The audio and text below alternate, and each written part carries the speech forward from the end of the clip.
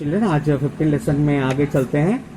तो उसमें अपने फूड ग्रेन्स के बारे में पढ़ लिया था और आज पढ़ेंगे अपन animal husbandry. The animal husbandry is an scientifical management of the animal life stock include various aspects such as feeding, breeding and disease control, animal based and farming including cattle, goats, sheep and poultry and fish farming. As a population increasing, as a living standard of increasing, मतलब जैसे अभी लोग population बढ़ते जा रहा है तो demand of the milk, egg and meat also going to be up. ये सब धीरे धीरे क्या होते जा रहा है, उनका डिमांड बढ़ते जा रहा है, किसका, मिल्क का, एग का और मीट का। Also the growing the awareness of the need for the women treatment for the livestock is brought into the new limitations to livestock farming of the livestock is producing. तो सबसे पहले आ जाते हैं cattle farming के बारे में। Cattle farming means cattle मतलब आ जाते हैं गाय बेस को जो पालते हैं उसको कैटल फार्मिंग बोलते हैं। Cattle husbandry is the purpose to the milk of draught and their agriculture work such as sterling, irrigation and carrying. तो आपको पता ही है कि गाय बेस को खाली इसके लिए, खाली दूध के लिए नहीं, बल्कि वो उनको जैसे use to the farm and labour for the, जैसे मेल को खेतों में काम करने के लिए यूज करते हैं और फीमेल जो है दूध देने के लिए। The milk products depend on some extended on the during the लोके period, meaning of period of milk production. तो जब वो बछड़ा देता है तो वो मिल्क देता है, उसको बोलते हैं locomotion. Loser should there is a shelter, well and ventilated roof sheds and they protect them from the rain, heat and cold। जैसे अभी अपन जानवर को पालते तो हैं बट उसको रहने के लिए भी अपन को अच्छे से मतलब शेड वेड बना के रखने का, जो वेल अच्छे से हवा भी आना चाहिए और नीट एंड क्लीन होना चाहिए। The floor of the cattle shed needs to be a slope होना चाहिए, क्योंकि वो गोबर वोबर डाले तो इजिली क्लियर कर सके अपन। The food required for dairy animals as the maintenance of the requirement of which is food is required to the support of animals and heavy life।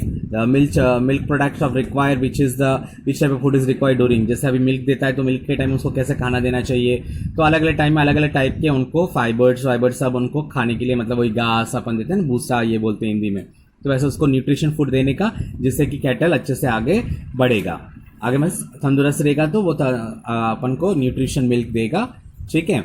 और just cattle suffer from the number of disease beside of causing the death reduce of milk production. अगर cattle बीमारी हो जाएगा तो cattles भी मर जाएंगे।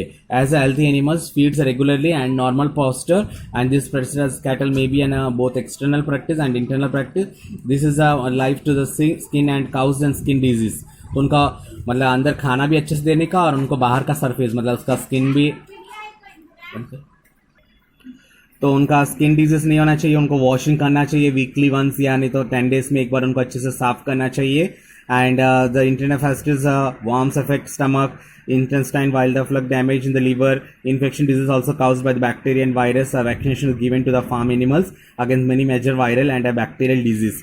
उनको भी जैसे अपन को कैसे वैक्सीन लेते हैं वैसे एनिमल्स का भी वैक्सीन होती है, वैक्सीन डाल के एनिमल्स को भी प्रोटेक्ट करना चाहिए।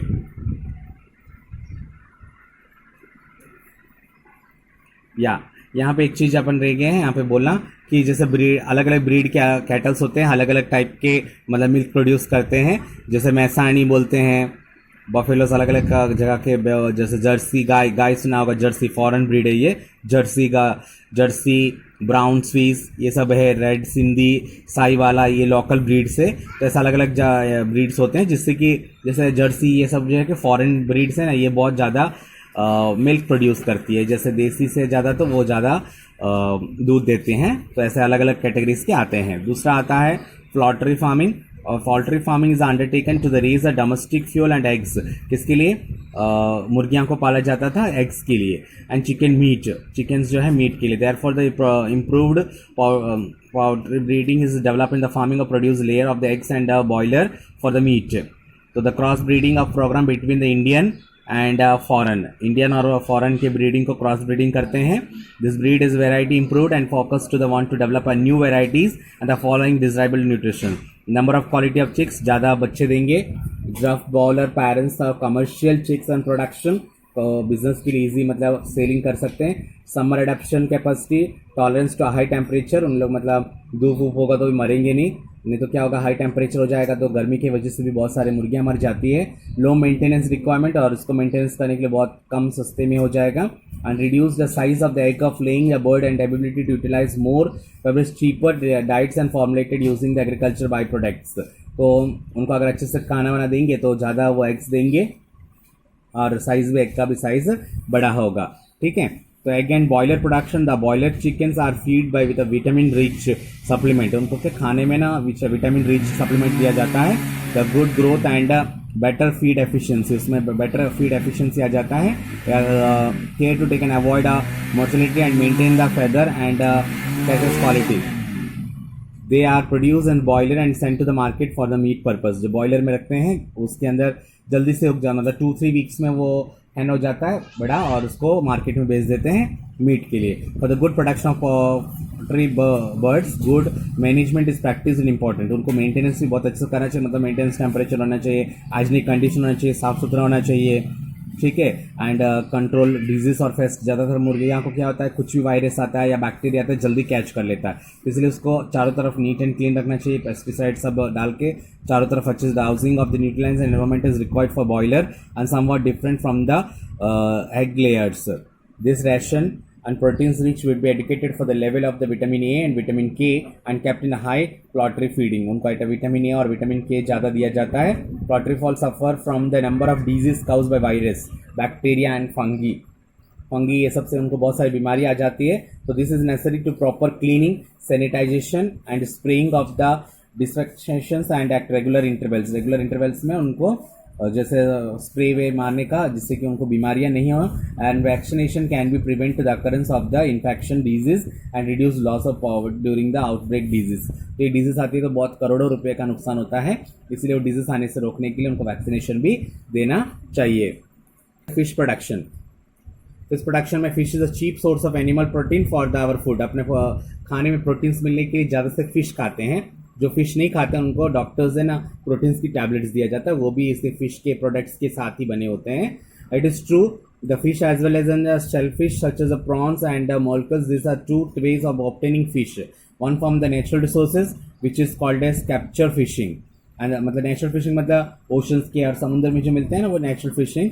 The other way of the fish farming which is called as culture फिशरिंग and other source of fishes can be either in sea water और फ्रेश वाटर, मतलब एक मीठा पानी का होता है और एक नमक पानी का होता है फिश, और पॉन्ड में होते हैं वो मीठा पानी के होते हैं और समुद्र में होता है वो नमक पानी का होता है। तो उसमें मैरीन फिश के बारे में पढ़ते हैं। मैरीन फिश मतलब समुद्र fish. The Indian marine fish is the resource including 7,500 kilometres of coastline and the deep seas, बहुत बड़े बड़े सीज है। Behind of this popular marine fish is variety including the pomfret, mackerel, tuna, sardines and Bombay duck. The marine fish is caught in using many kinds of fishing nets and fishing boats at an increase and by located large number of sea after satellites and eco soundings के साथ उनको पता चल जाता है satellite के through कहाँ पे ज़्यादा मच्छी मिल रहे हैं, तो वहाँ पे जाके उन लोग फिशिंग करते हैं। लाइक मुलेट, बेटकी, पर्ल स्पॉट्स, शील फिश सच एज प्रॉन्स, ये सब ostriches and the seaweeds and these are cultivated in the pulse. The marine fish stock in the depleted depend on more fish on the meat by the such culture fishing and practice is called as mariculture. दूसरा आता है inland fishing, मतलब ये खुद अपन pond के अंदर fresh water के अंदर ये उगाया जाता है, उसमें मतलब खुद ही मतलब इसमें उगाया जाता है, खुद उसमें एग्स डाला जाता है। एग्स डालने के बाद उसको कॉम्बिनेशन करके 5-3 फिशेस एक ही साथ सिंगल फिश पॉन्ड में रखा जाता है एंड उसको खाना प्रोटीन खाना डिफरेंट अवेलेबिलिटीज ऑफ दिया जाता है, जिससे कि वो डेवलप हो जाता है। इसमें ज़्यादातर आता है देखो कटला, सिल्वर क्रैप, राउ, ग्रास क्रॉप, मैरीगल, कॉमन क्रैप, ये सब है ना फ्रेश वाटर के हैं, मतलब ये खुद उगाते हैं, मतलब खुद फिश पॉन्ड बना के उसके अंदर इसके एग्स डाल देते हैं यानी इसके छोटे बच्चे डाल देते हैं और ये उनको प्रोटीन खाना दिया जाता है। जल्दी से डेवलप होने के बाद मार्केट में ये बेच दिया जाता है। दिस वे अपन अभी आज का क्या पढ़ा, एनिमल का फार्मिंग पढ़ा है, poultry farming and fish farming, ठीक है। लास्ट एक टॉपिक है, कल कर लेंगे, उससे अपना ये लेसन पूरा कंप्लीट हो जाएगा।